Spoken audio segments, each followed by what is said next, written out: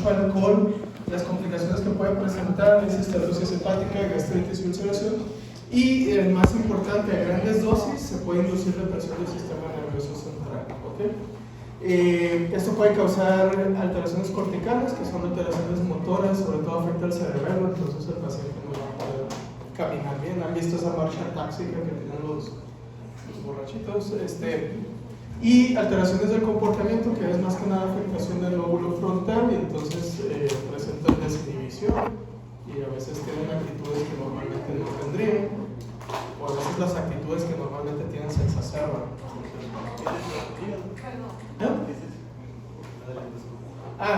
Esto es una úlcera gástrica. Alguien me preguntó ayer, no sé si... No, me pregunten al final de la clase, el chiste es sacar provecho a todos. Pero alguien me dijo, no, es que tengo una amiga, o yo, no sé, tomo omeprazol antes de tomar alcohol. No me acuerdo quién me lo dijo, pero alguien se esa parte. Tal vez. La pregunta fue, ¿eso ayuda? Y bueno, el omeprazol es un bloqueador de la bomba de protones, ahorita que se produzca ácido gástrico, y entonces puede ayudar a mitigar un poquito el dolor, la gastritis. Pero normalmente los bloqueadores de bomba de protones no actúan en el momento, sino que tienen una dosis de carga para después empezar a hacer efecto. Entonces realmente, quien hace eso de voy a hacerme daño, pero voy a tomar algo para protegerme, está tonto, sinceramente. Entonces,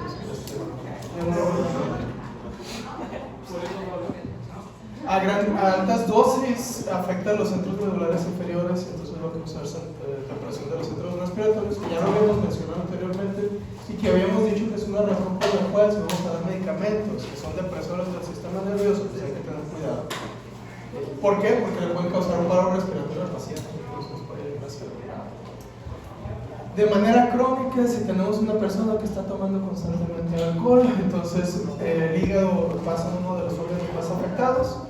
Empieza con estenosis, luego inflamación, entonces luego hepatitis, luego fibrosis, que va progresando a cirrosis. La cirrosis causa que el hígado quede firme, entonces aumenta la presión portal, y eso causa en la circulación colateral una congestión. Esa congestión va a causar algo que le llamamos varices esofágicas, y esas varices esofágicas se pueden romper y sangrar, y entonces tenemos una úlcera, una varices sangrante. Una varices sangrante.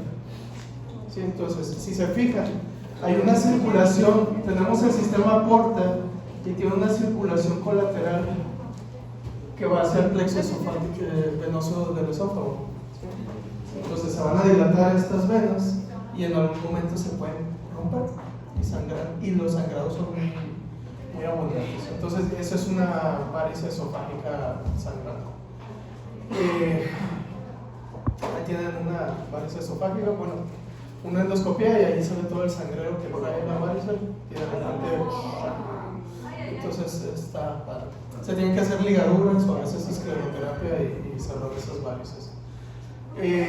A nivel del sistema nervioso, si se fijan, tenemos aquí una resonancia magnética. En la parte de arriba, una persona sana del lado izquierdo y una persona afectada del lado derecho.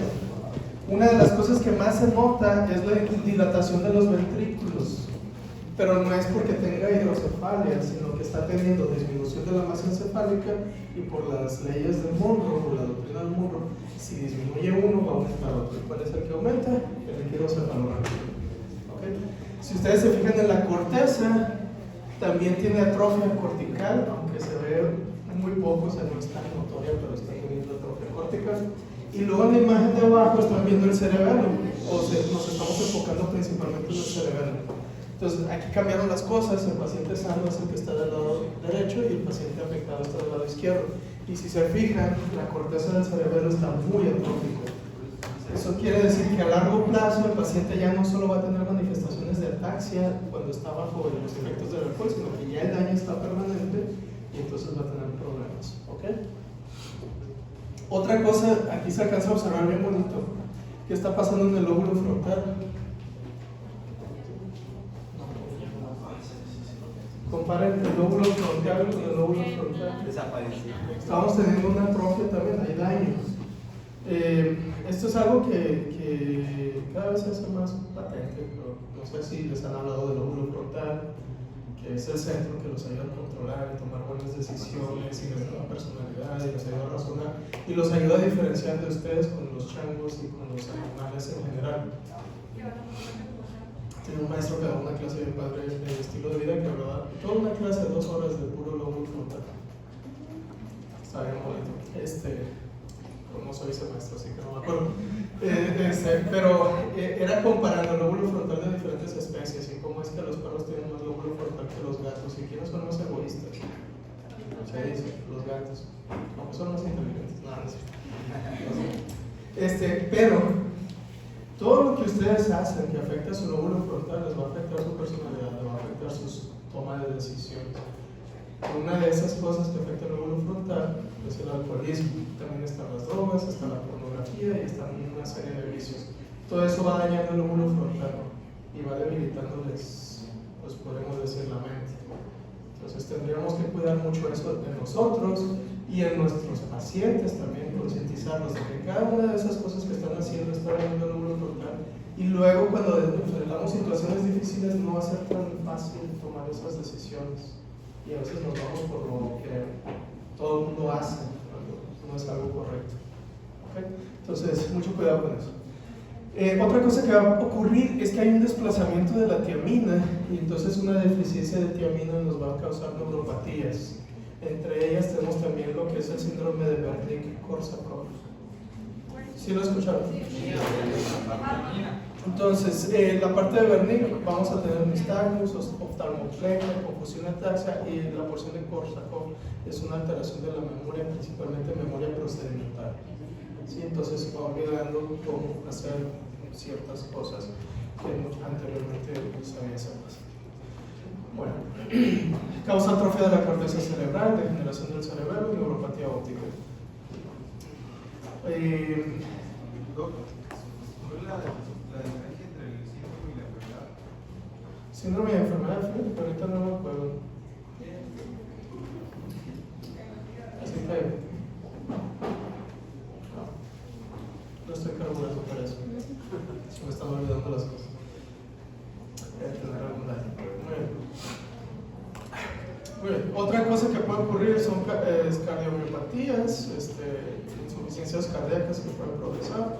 Pancreatitis aguda, eso lo pondríamos más como una complicación aguda del alcoholismo. Sin embargo, también cada vez que el paciente está tomando se crean episodios de pancreatitis aguda que puede ser muy severa o puede ser algo leve que nomás le causó un dolor levecito y dice, es una gastritis, cuando realmente está teniendo una pancreatitis, se mejora, a la siguiente fin de semana vuelve a tomar y así se la pasa toda su vida. Y entonces, ¿qué va a ir pasando con el páncreas? Se va a ir atrofiando poco a poco, ¿sí?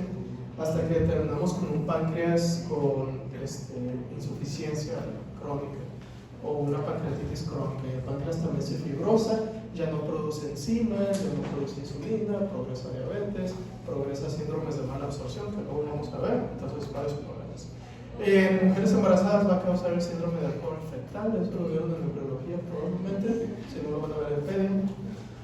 Y otra cosa, el alcohol, no la cerveza, ni el vino, ni el tequila, sino el hecho de colocar alcohol en el cuerpo es un factor de riesgo para desencadenar cáncer. Entonces, por ejemplo, ahora ya no se aconseja usar enjuagues bucales a base de alcohol, porque también tienen el mismo efecto. ¿Sí? Entonces, puede aumentar el riesgo de cáncer oral, cáncer de esófago, cáncer de hígado o hepatocarcinomas, y se sospecha que probablemente tenga alguna asociación con cáncer de mama. Ahora imagínense el paciente que toma alcohol, pero además fuma.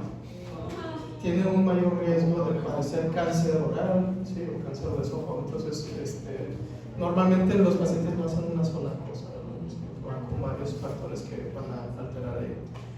Y bueno, la ingesta de alcohol es la ingesta de calorías, que son calorías vacías. Normalmente el paciente con alcoholismo crónico no está consumiendo adecuadamente alimentos o solo come algún tipo de cosa pero no come adecuadamente, y entonces eso puede progresar a una desnutrición, principalmente vitaminas del complejo B. De hecho, más adelante ustedes van a tratar pacientes alcoholizados Y algo que se acostumbra a hacer mucho es darle solución glucosada. Cuando tienen un paciente alcohólico que está con resaca, casi siempre se les da una solución glucosada o un suero intravenoso. De hecho, hay clínicas que son clínicas para el alcohólico nomás y sirven para eso. Yo les recomiendo, si van a Cancún, pongan una clínica de esas, les voy a recomiendo. No hay todavía, hasta donde yo sé, y pueden cobrar hasta $150 por canalización. No es broma.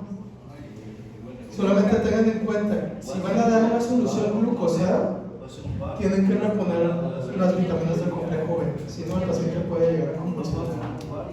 ¿Okay? Entonces, principalmente tiamina es lo que le tiene que dar al paciente.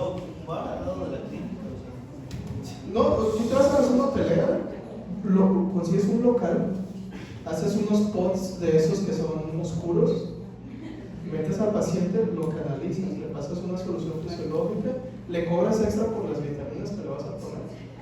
Se lo dejas para una hora, oscuro todo, para que se relaje, lo estás vigilando, obviamente, y se va.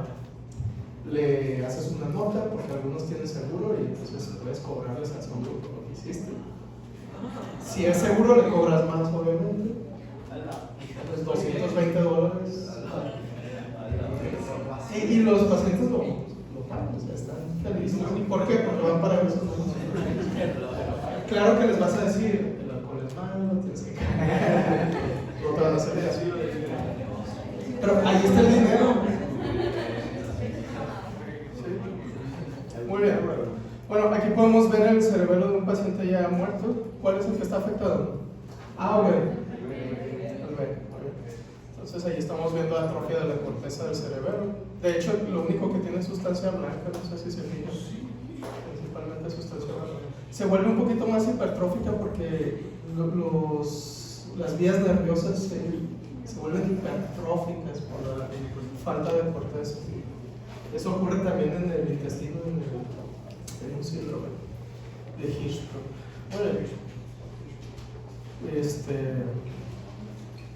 Perdón, se ve muy rápido, entonces vamos a hablar un poquito de lesiones por medicamentos. No lo voy a abordar así, medicamento por medicamento, porque es algo muy, muy extenso.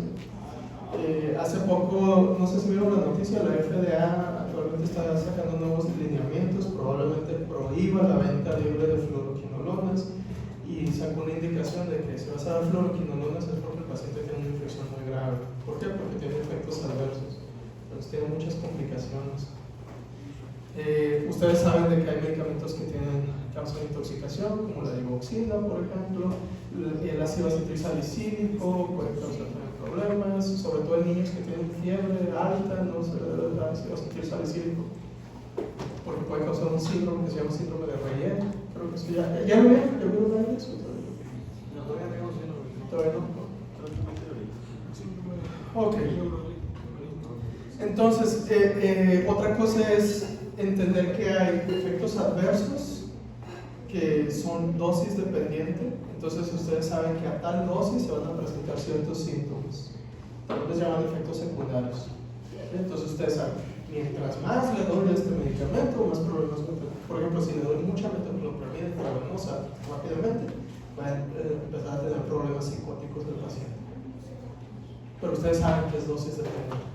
Hay otros efectos adversos que les llamamos reacciones idiosincráticas. Esas son reacciones que ustedes no se esperan. Resulta que el paciente tiene un polimorfismo especial que hace que no tolere ese medicamento, ustedes nunca lo van a saber y se les muere. Entonces es una reacción idiosincrática. Hay que tener mucho cuidado con eso. Otra cosa, si están trabajando en una farmacia similar, en Navidad y todo eso, si no tienen carrito rojo, no inyecten pacientes. Tal vez nunca les pase, pero les puede pasar algo y le puede dar un paro al paciente y se van a tener problemas.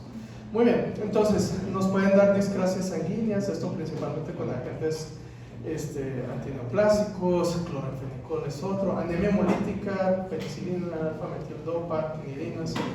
Puede haber reacciones cutáneas, igual nuevamente agentes antineoplásicos. Podemos tener arritmias, principalmente la teofilina, que es un medicamento que se da para el asma. Cuando vamos aumentando la dosis mucho, nos puede dar arritmias cardíacas. Podemos tener medicamentos que afecten la función renal, la función pulmonar. Por ejemplo, el ácido acetilsalicílico en personas que son susceptibles puede desencadenar un ataque de asma. Entonces, no todo el mundo puede tomar ácido acetilsalicílico. Problemas hepáticos, hay algo que vamos a ver más adelante en clase, que es el daño hepático inducido por medicamentos, o DILI, por sus siglas en inglés. Y podemos tener reacciones anafilácticas, que es algo bastante frecuente. Por eso siempre cuando van a recetar medicamentos, una de las preguntas cuando van a dar antibiótico es: ¿su hijo o usted es alérgico a la penicilina? Por si vas a dar amoxicilina, penicilina o otra cosa, te estás previniendo, ¿no? Reacciones dérmicas inducidas por drogas, y también podemos tener problemas del sistema nervioso central. Por ejemplo, hay mujeres que toman durante mucho tiempo ácido acetilsalicílico, o sea, aspirina, para su artritis, y luego empiezan a tener mareos o zumbido de oídos, y resulta que es por una intoxicación por aspirina. Entonces, tenemos muchas reacciones. Tenemos también esto, que son hormonas exógenas, principalmente hablando de estrógeno, que pueden estar en anticonceptivos orales o hormonas de terapia de sustitución, que se dan a las mujeres menopáusicas. Hay que saber que esto también tiene consecuencias en los pacientes. Se ha visto que la combinación de estrógeno y progesterona en una terapia de reemplazo hormonal incrementa el riesgo de cáncer de mama después de 5 o 6 años de su uso. De hecho, usar anticonceptivos orales inicialmente no se ha demostrado que cause cáncer de mama, pero actualmente están empezando a salir artículos que dicen: oh, probablemente sí. Ok, entonces se los dejo allí de tarea para mujeres que van. Si ustedes están en una consulta de planificación familiar, pregúntenle a la mujer si ha tenido historial familiar de cáncer de mama. Tal vez el darle medicamentos hormonales para no tener bebés, o sea, como anticonceptivos, le puede aumentar el riesgo de cáncer de mama. ¿Sí? Entonces hay que tener mucho cuidado con eso. ¿Sí? También pueden tener un efecto protector en cáncer de ovario y cáncer de endometrio, se ha visto. Se ha visto que incrementan el riesgo de cáncer de cervix en pacientes que ya son BPH positivos, y estos dos son muy importantes, sobre todo el primero de esos, los últimos, que es aumentan el riesgo de trombosis. El simple hecho de que yo le esté dando a una mujer anticonceptivos orales aumenta el riesgo de desarrollo de trombosis. Entonces, si yo estoy en la consulta y le voy a recetar eso, pues valdría la pena ver cómo tiene sus piernas, a ver si no tiene varices o si no tiene edema en las piernas, porque si tiene alguno de esos datos o en su familia estos datos, yo le puedo complicar todavía más. Entonces, si se fijan, ningún medicamento es inocuo, tenemos que tener cuidado con cada uno de lo que vamos a dar. Y hay riesgo de adenomas hepáticos, que son tumores benignos, entonces pues no hay tanto problema, pero pues, ¿para qué queremos tener un tumor, no? Son algunas de las consecuencias que se pueden tener de uso de anticonceptivos orales. Este es uno de los estudios más recientes, un estudio en Dinamarca, que habla sobre los riesgos de desarrollo de cáncer de mama asociados a anticonceptivos orales. Se decía que era el estrógeno el que causaba el riesgo, entonces ahora hay anticonceptivos orales que solo tienen progestágenos, o sea, progesterona, pero se está empezando a ver que también son factor de riesgo para desarrollo de cáncer de mama, entonces hay que tener mucho cuidado. Luego, bueno, esto ya lo vieron en Pharma, entonces no vale la pena repasarlo mucho, pero ustedes saben que hay reacciones de fase 1, que son de tipo oxidación, reducción, hidrólisis, alquilación, alquilación, y eso produce metabolitos que a veces son metabolitos antiguos. Entonces a veces se dan medicamentos que se les llaman prodrogas, que necesitan ser metabolizados para poder funcionar. Y eso hace que a fuerzas algunos medicamentos tengan que ser por vía oral para que pasen al metabolismo hepático, se activen, pasen a la circulación y hagan su efecto. Y entonces si lo administramos por otra vía, como sublingual, pues no va a servir. Entonces es importante saber esas cosas de los medicamentos. Yo ya no, porque no receto nada, pero ustedes. Y luego tenemos las reacciones de fase 2 que involucran lo que es la conjugación del medicamento, y una vez que se conjuga, ahora sí ya se puede excretar a través de la bilis o de la orina. No todos los medicamentos pasan por estos procesos, hay medicamentos que ya es fácil que se excretan aunque no pasen por estos pasos. Pero la conjugación lo que va a hacer es aumentar la solubilidad en agua, y por eso ya se puede excretar a través de la orina o de la bilis. ¿Okay?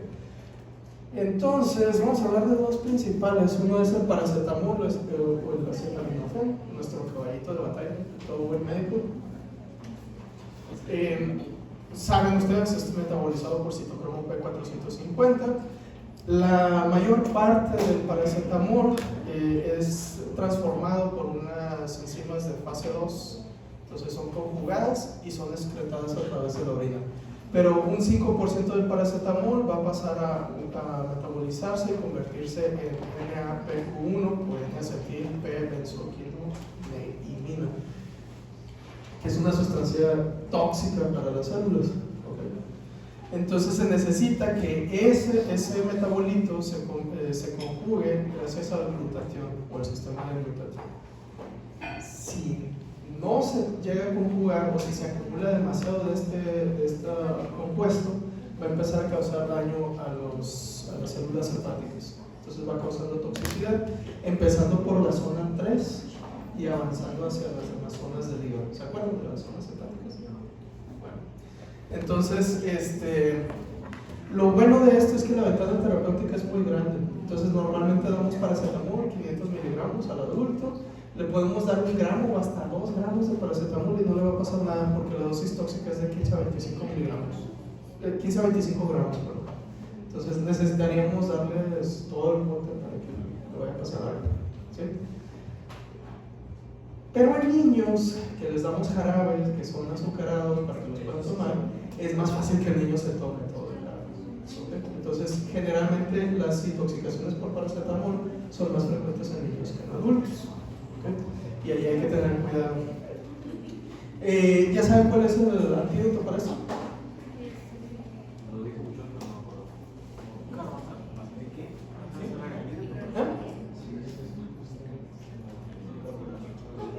¿Ya se lo hicieron? Ok, es N-acetilcisteína. Es un precursor del glutatión. Entonces lo único que le están dando ustedes al darle N-acetilcisteína es aumentar la cantidad de glutatión que le digo. ¿Yo se los digo? Ah, ok. ¿Cuándo lo digo? Ah, ok. Bueno, entonces se utiliza como mucolítico, pero realmente no se debería de considerar medicamento, porque es un precursor del glutatión, no, o sea, no es un medicamento en sí.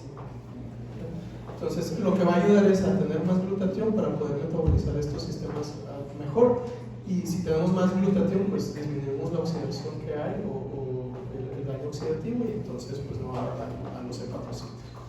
Pregunta de examen: necrosis de la zona 3 o necrosis periférica de la vena central. Es un acto de intoxicación por paracetamol. Entonces vienen casos clínicos de un paciente que empieza con ictericia y alteraciones del sistema nervioso central, fallece, y entonces en la biopsia se ve necrosis de la zona 3 o necrosis centrolobulillar también se podría decir. Y entonces eso es equivalente a intoxicación por paracetamol, aunque pacientes ahogados que van nadando y se quedan ahí en el fondo del mar y nunca salieron, cuando lo sacan también tienen necrosis de esa zona. Entonces hay que hacer correlación.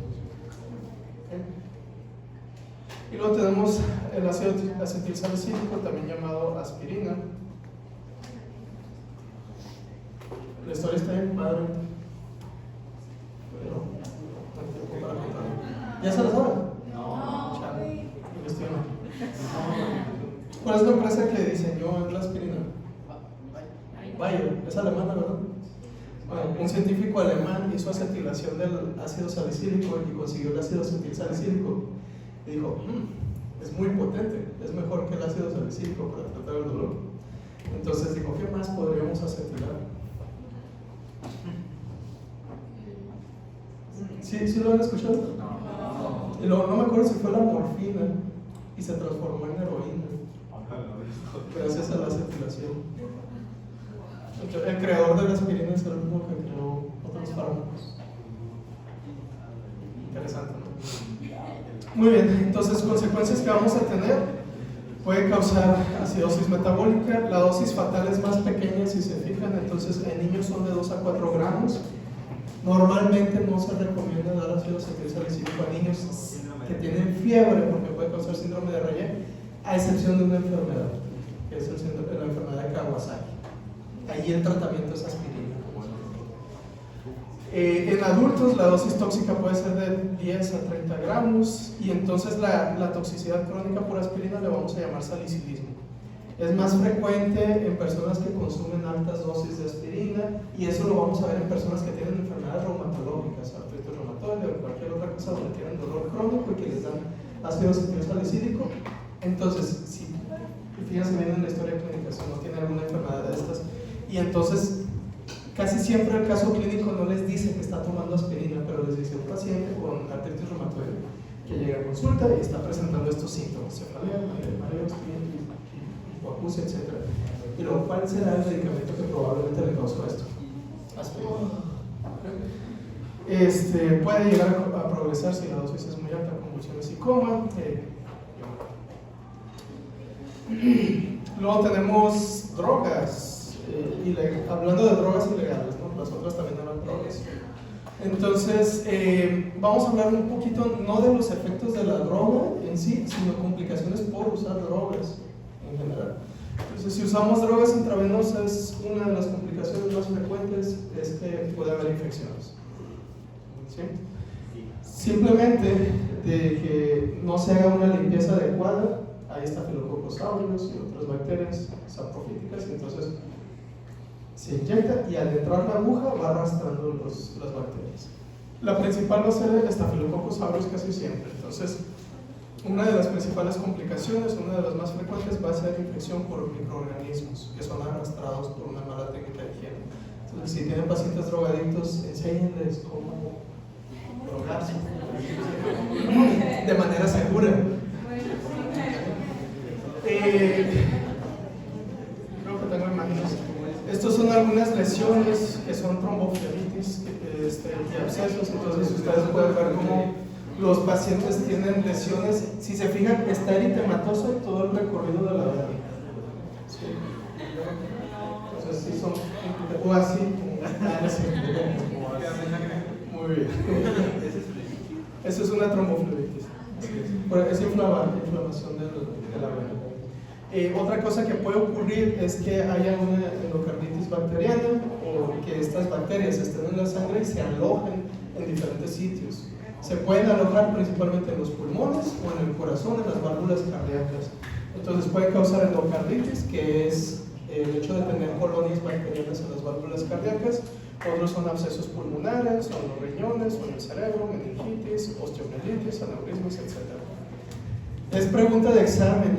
¿Cuál es el agente infeccioso más frecuentemente asociado a abscesos, endocarditis, tromboflebitis, etc.? En pacientes usuarios de drogas intravenosas, es estafilococos aureus.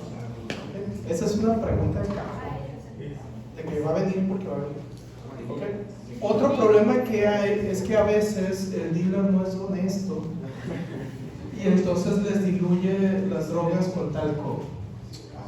Entonces ahí calientan la droga, se le inyectan y vienen partículas de talco dentro de la droga y ese talco llega y se aloja en los pulmones y entonces puede causar reacciones de tipo cuerpo extraño en los pulmones, como neumonías por cuerpo extraño. Entonces, o talcosis. Entonces hay que buscar dealers que sean honestos. Miren, esta es una endocarditis, esta es una válvula aórtica. Aquí tenemos las tres válvulas, 1, 2, 3, y si se fijan, esto es una colonia bacteriana. Obviamente va a causar insuficiencia aórtica. Abscesos de los ganglios basales. Y aquí tenemos reacciones de tipo cuerpo extraño en el pulmón. Allí se acumulan los cristales de talco. El paciente puede o no tener síntomas, pero cuando le hacen una tomografía y se ven los granulomas, se le toma biopsia y resulta que no son bacterias, sino que es talco que está ahí presente. Entonces, ¿hasta aquí alguna duda? ¿No? Ok.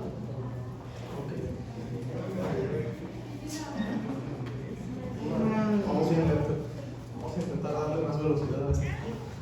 Muy bien. Lesiones por agentes físicos. Esto es más de medicina legal, entonces lo van a ver mejor en medicina legal, que son la descripción de las lesiones traumáticas. Abrasión, que es lo que están viendo allí, es una herida producida por una abrasión, o sea, por raspar o frotar. Casi siempre va a ocurrir en motociclistas que pierden el piso y salen. Sí. Son lesiones muy dolorosas, pero generalmente superficiales. O bueno, jugando fútbol, una mala barrida o no sé, cosas así. Contusión va a ser una herida que es producida por un traumatismo cerrado. Perdón. Abrasión. O sea, una raspadura. Pero ustedes le van a decir abrasión. Una lesión contusa es un traumatismo cerrado. Normalmente va a haber extravasación de sangre y entonces se hace un hematoma, ¿sí? O una equimosis, o como ustedes le quieran llamar, que ya lo habíamos visto antes. Una laceración puede ser por una herida contusa y que se rompe, o puede ser por una incisión. Entonces, muy típico del sur de México. Me tocaron varios pacientes, no es discriminación. Me tocó. En Cancún no te asaltan con pistola y te dejan andar libre, te dan machetazos. ¿También en Tabasco? El caso más feo fue uno de que estaba en la clínica y teníamos un técnico radiólogo muy buena onda y siempre se despedía de todos. Entonces, adiós a todos, nos vemos, ya se acabó mi turno. Y como a los 10 minutos, entra en camilla para que lo atendamos porque lo asaltaron y le dieron un machetazo. Entonces, es feo. Bueno. Entonces, una laceración va a ser un desgarro. Normalmente, en este tipo de lesiones, a diferencia de las incisiones, una incisión es una herida cortante, ¿sí? Que hacemos con un bisturí, etc.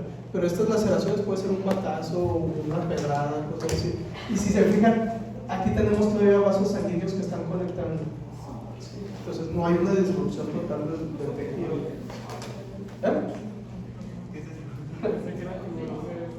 ¿Tiburones? Es una cabeza. Okay. Muy bien. ¿Están viendo esta parte? ¿Ya se ubicaron? Oh, a veces cuando no había dinero para suturas.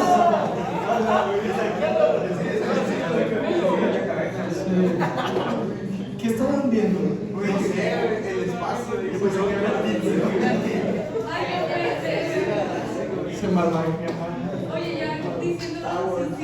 Una incisión es una herida infligida por un objeto afilado, entonces ahí diríamos, no sé, si usamos un cuchillo o algo y que deja un corte bien limpio. Y tenemos heridas punzantes que son causadas pues, por objetos que son puntiagudos, que son largos normalmente, y son heridas que son muy penetrantes, que llegan muy profundo generalmente, como un picayelazo.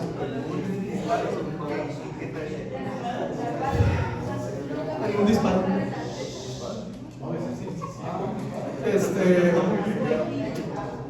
Esto lo van a ver mejor en medicina legal, no me voy a meter mucho en esto.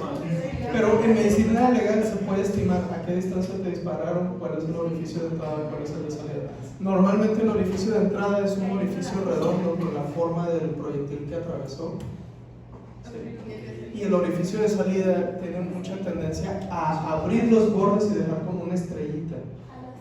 Entonces es muy típico cuando se ven autopsias de pacientes que fueron disparados, ven un circulito y el otro está haciendo todo esto. Entonces ya sabes por dónde entró y por dónde salió. Y luego hay un montón de cosas más que ocuparía toda la clase para hablar, pero si es de muy cerca, deja una quemadura que le llaman tatuaje, y hay pólvora desperdigada, etc. No me gusta medicina legal, pero a muchos de ustedes les emociona. Hasta que no empieces a ver un montón de cuerpos decapitados. Muy bien. Hablando de quemaduras, tal vez ustedes ya vieron esto en primeros auxilios o lo vieron en cirugía o técnicas quirúrgicas. Mi clasificación es simplemente histológica, porque luego me van a decir, ¿qué quemaduras de quinto o sexto grado? No importa. Okay, entonces tenemos quemaduras en la piel, las dividimos como quemaduras de primer grado, de segundo grado y de tercer grado. dependiendo de la profundidad de la quemadura. Entonces, normalmente las quemaduras de primer grado son las típicas de que van y se asolean. Y entonces lo único que vamos a tener generalmente es vasodilatación y enrojecimiento de la piel. ¿Okay? Va a haber hipertermia en la zona donde está ocurriendo eso. Y algo muy importante aquí son las temperaturas. ¿Qué temperatura se necesita para que uno se queme? Una de las cosas es que, a pesar de que hay una temperatura en la que definitivamente uno se quema, también importa el tiempo. Entonces, si se fijan, una temperatura de 50 grados durante 10 minutos o más se puede mantener sin muerte, pero posterior a eso empieza a haber daño a los tejidos. 50 grados. A 70 grados o superior, pues ya puede causar un daño más importante si dura suficiente tiempo el contacto con esa zona, y pues a 100 grados ni se diga. Son muy frecuentes las quemaduras en bebés o niños que están empezando a caminar o que ya tienen 3, 4 años, porque se acercan corriendo a la estufa y golpean todo, sobre todo si los papás se descuidan y dejan el mango del sartén o algo, y son muy terribles las quemaduras en niños, porque pues, están chiquitos y es más fácil que se quemen todos. ¿Okay? Entonces, mucho cuidado con eso. Tenemos que recordar mucho las funciones de la piel. Entonces, la piel sirve para retener líquidos, o sea, para que no nos deshidratemos, y número 2, para evitar que nos infectemos de todo lo que hay en nuestro ambiente. Y son las preocupaciones que se tienen a la hora de tratar a un paciente con quemaduras. Esto ya lo hemos mencionado. Lo primero que hay que hacer a un paciente con una quemadura es restablecer los líquidos, evitar que se deshidrate. Y a largo plazo, nuestra principal preocupación va a ser que tenga infecciones. ¿Okay? Las quemaduras, como les dije, en primer grado son superficiales, normalmente va a haber enrojecimiento solamente. Segundo grado, generalmente se van a caracterizar por la formación de una ampolla o una bula, si es que son muy grandes. ¿Okay? Y entonces ya hay daño a la dermis superficial. Y tercer grado, ya hay daño a la dermis profunda, necrosis, y puede haber daño a tejido celular subcutáneo o llegar hasta hueso. Y ahí entran clasificaciones quirúrgicas de cuarto grado, no sé qué tantos grados les están dando ahorita. Pero son quemaduras al final de cuentas ya más profundas. ¿Okay? Bueno, se pierde aproximadamente 0.3 mililitros de agua corporal por centímetro de área quemada. Hay fórmulas para estimar el porcentaje y la cantidad de área que tiene quemada una persona. Está la regla de los 3 o los 9 o los 6, como quieran llamar. Y bueno, nuevamente la principal preocupación es que el paciente desarrolle un shock hipovolémico. Entonces tenemos estas estimaciones. Esto lo necesitan aprender bien cuando están en urgencias, porque si les llega un paciente, estiman el porcentaje de superficie corporal quemada, el peso del paciente, y entonces pueden hacer el cálculo de cuántos mililitros de líquido les van a estar dando. Y es muy importante tenerlo.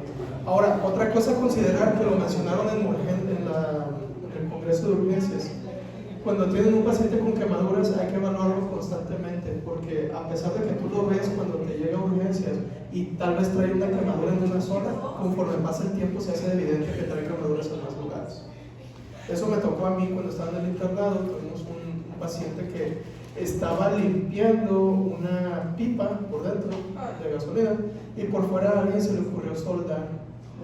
Entonces dio un flamazo por dentro y él estaba allá adentro. Entonces cuando llegó traía quemaduras en los brazos solamente y en las piernas porque andaba de shorts y en la cara. Cuando lo llevamos de traslado al hospital universitario, cuando llegamos al hospital universitario ya traía 100% de su superficie corporal quemada. O sea, empezaron a aparecer ampollas por todo el cuerpo. Incluso en áreas que parecía que no estaban quemadas. Entonces, ojalá haya sobrevivido, pero quién sabe.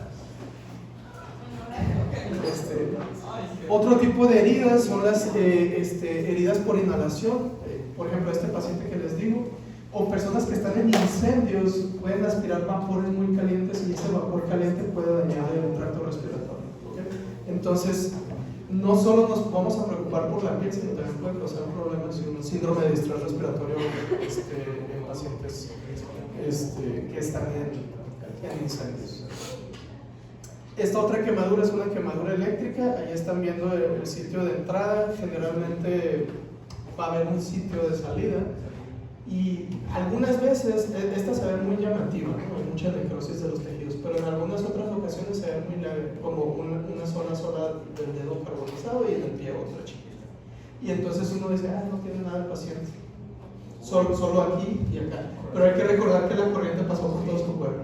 Entonces puede desencadenar arritmias cardíacas. Si tiene un paciente con una quemadura eléctrica, yo les recomendaría, no está de más, hacer un electrocardiograma y dejarlo en observación para ver que no tenga quemaduras internas que ustedes no están observando, no están viendo en ese momento. Entonces ya si ven que empieza a orinar sangre o algo, eso no se preocupen. Entonces el daño puede ser por disfunción eléctrica, puede causar fibrilaciones, taquicardias, etc. Afecta obviamente al sistema nervioso en muchas ocasiones. Y lo otro es la transformación de la energía en calor por las resistencias que tiene el cuerpo, ¿sí? Entonces ahí es donde hay que estar vigilando al paciente. Nuevamente, el internado está bien padre porque tienen tantas experiencias. Me tocó un paciente que tuvo una quemadura eléctrica y estaba, doctor, yo me siento bien, ya me quiero ir, ya me quiero ir, ya me quiero ir. Y tuvimos que hacer todo el esfuerzo para dejarlo toda una noche ahí en vigilancia, porque no sabes realmente qué le va a pasar. Al final estuvo bien, pero es mejor decir eso de que lo dejé toda una noche y no pasó nada, a decir lo mandé a su casa y falleció ahí.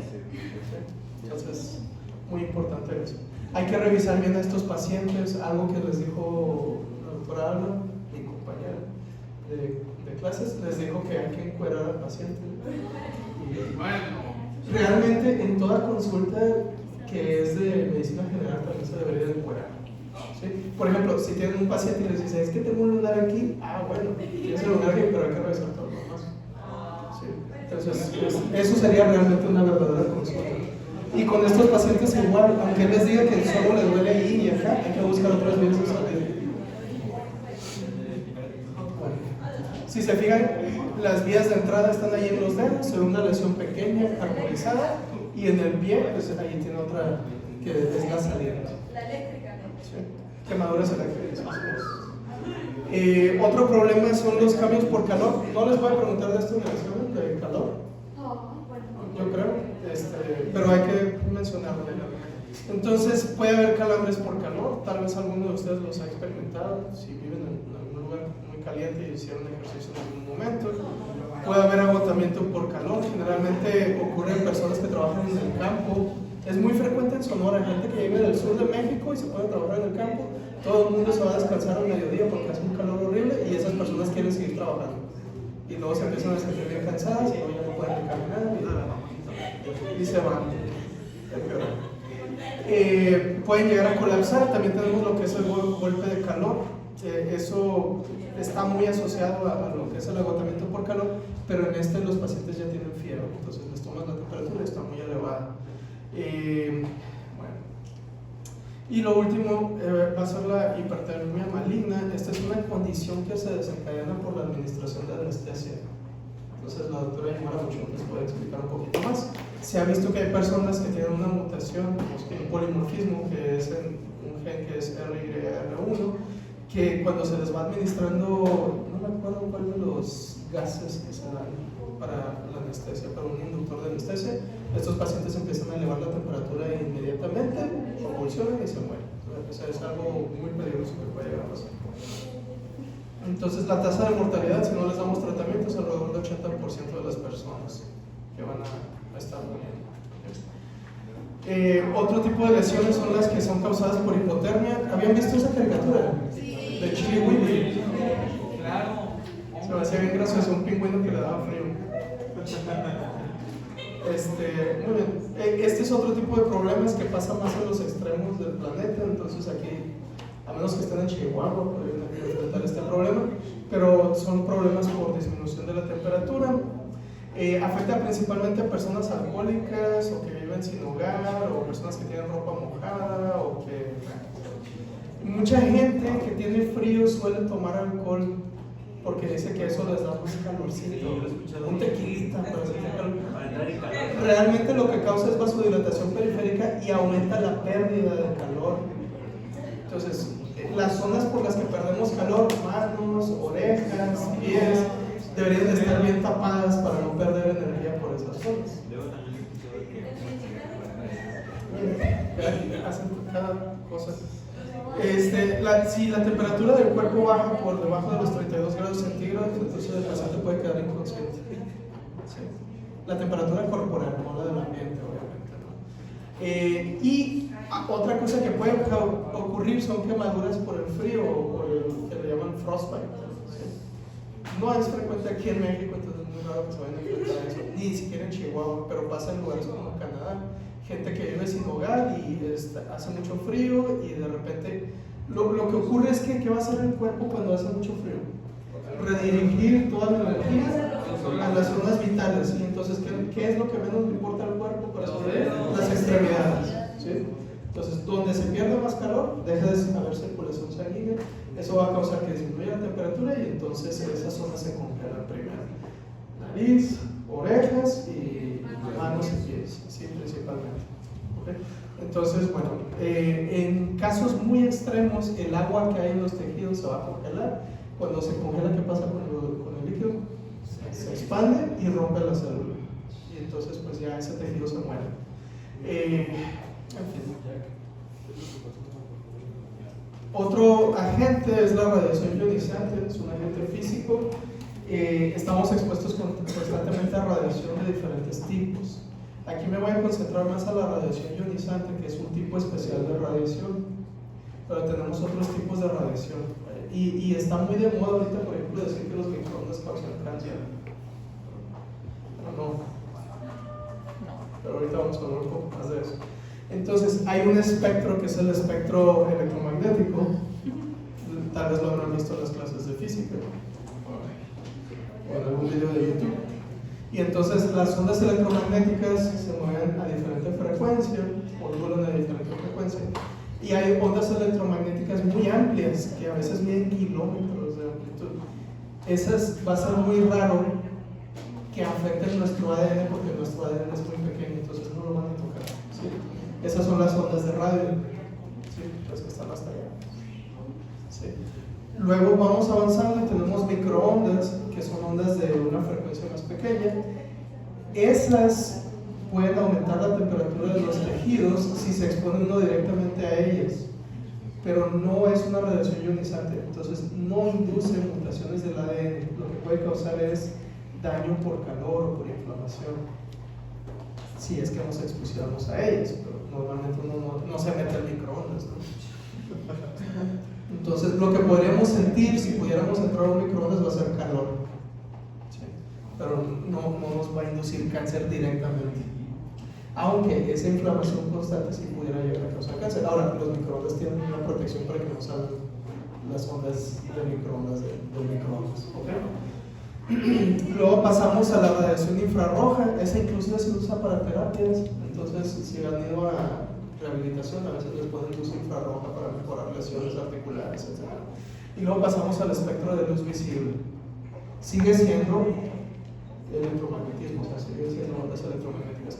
Es la luz que podemos percibir, que va desde el color rojo hasta el color violeta, y luego pasamos al espectro ultravioleta, y ahí empiezan las complicaciones, ¿sí? Hay rayos ultravioleta A, rayos ultravioleta B, y ahí empieza una radiación de alta energía que sí puede inducir mutaciones del ADN. ¿Okay? Entonces, toda la radiación que va del espectro ultravioleta en adelante sí tiene un potencial para inducir mutaciones y causar directamente cáncer. La radiación que va por debajo del espectro infrarrojo normalmente no decimos que tiene esas propiedades, ¿ok? Y entonces tenemos la radiación X o los rayos X y la radiación gamma, que es la que hizo que Hulk adquiriera sus superpoderes. ¿Sí? La radiación ionizante es capaz de destruir células directamente porque es de muy alta energía, entonces es como disparar un rayo láser, podemos decir. Entonces lo utilizamos en medicina como parte de terapias contra tumores, que se llama radioterapia. Y entonces se utiliza para matar células. Ahora, hay un problema con eso. Los efectos de la radiación tienen que ver mucho con algo que le llaman tasa de entrega, el tamaño del campo, qué tanto es lo que del tejido es lo que está siendo expuesto a radiación. Va a haber tejidos más susceptibles. Mejor.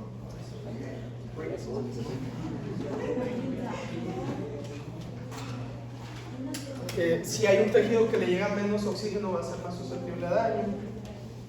Gracias. y pues si hay daño vascular. Principalmente tejidos que proliferan constantemente, como los epitelios y la médula ósea y otras zonas del cuerpo, son más susceptibles a la radiación, porque tienen su ADN más abierto y entonces está más expuesto a recibir daño por radiación. ¿Qué otros tejidos proliferan ampliamente en un paciente? Los tumores. Entonces por eso la radiación es tan efectiva para tratar tumores. Actualmente, por ejemplo, en neurocirugía hay terapias de radiación que mandan pequeñas dosis desde diferentes puntos. Entonces, por donde atraviesan el tejido no pasa nada porque la tasa de entrega es muy baja. Pero hay un sitio donde convergen todas las ondas de radiación y ahí la tasa de entrega es muy alta. Entonces, no daña ningún tejido sano, pero sí al tejido tumoral que quieres dañar. ¿Sí? Entonces, sí, es bastante preciso, de cuestión de milímetros, o sea, es muy efectivo. La radiación se mide en rads o en grays, entonces un gray corresponde a 100 rads, casi siempre vamos a ver el grays como la unidad de medida. Y algo importante de esto es que dependiendo de la dosis que se reciba, vamos a tener diferentes efectos o vamos a decir que hay diferente nivel de contaminación por radiación. Esto es más importante para los radiólogos. No sé si han visto en los hospitales los radiólogos o los técnicos que trabajan en radio siempre llevan un contador de grays. Cuando llega a cierto nivel, ganaste vacaciones y te tienes que ir en serio, les dan vacaciones. Para curarse, o sea, para desintoxicarse, digamos, de toda esa radiación. No sé, hay que preguntarles. Entonces, es algo que tienen los radiólogos. Sí, es en serio. Digo, se están exponiendo a radiación, tienen un riesgo de cáncer, o sea, algo bueno les tienen que dar, ¿no? Entonces, 300 rats, una dosis de 300 rats, se puede tolerar por 2 semanas, pero a las 3 semanas puede causar muerte. O sea, si estamos constantemente recibiendo esa radiación. 1000 rats solo se puede tolerar por 3 días, o una latencia de recibirlo por 3 días, y se puede morir a las 2 semanas de recibirlo. Y 2000 rats se puede, durante 1 hora, se va a inducir la muerte a un día. ¿Sí? Entonces, bueno, tenemos diferentes ahí tasas de entrega que se pueden tener.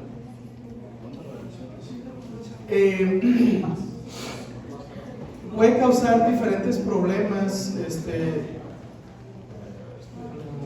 Aquí está. Vamos a dejarla en este.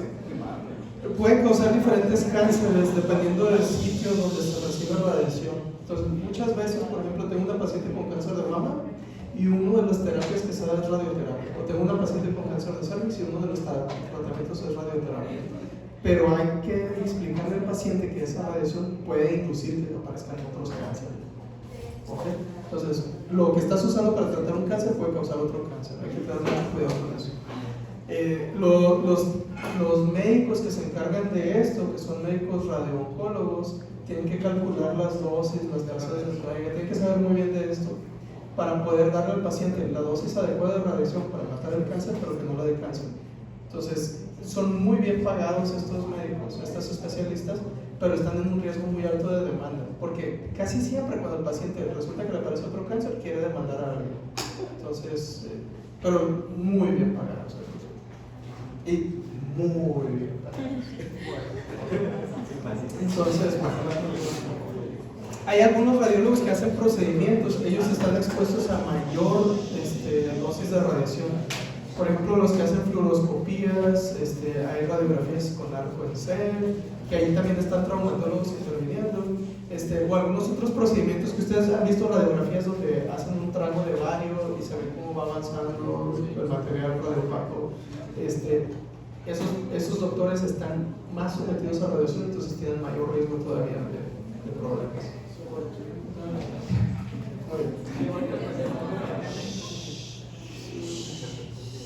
No sé, hay pocos. Es una de esas especialidades que nadie sabe que existe, entonces nadie toma. Y como nadie toma, hay mucha demanda, entonces no te quedas sin trabajo. Para ser radiólogo, ¿cómo puedes estudiar medicina? Porque he escuchado que... Técnico radiólogo, no ocupan estudiar medicina. Que también es universidad. Es técnico. Oncólogo, tiene que estudiar a la vez oncólogo y... No, hay una radiooncología, entonces es de entrada directa también, creo que son 3 años. Hay muchas especialidades que ustedes no conocen que están mucho mejor pagadas que ser cirujano. Muy bien. Efectos de la radioterapia. Esta es una parte importante. Puede inducir cáncer, puede causar fibrosis de los tejidos, puede causar atrofia del tejido. Y entonces, una de las cosas más importantes, pregunta de examen, mujeres que tienen antecedente de cáncer de mama y que recibieron radioterapia tienen un riesgo de desarrollar una neoplasia que se llama angiosarcoma. ¿Ok? Pregunta de examen. ¿Ok?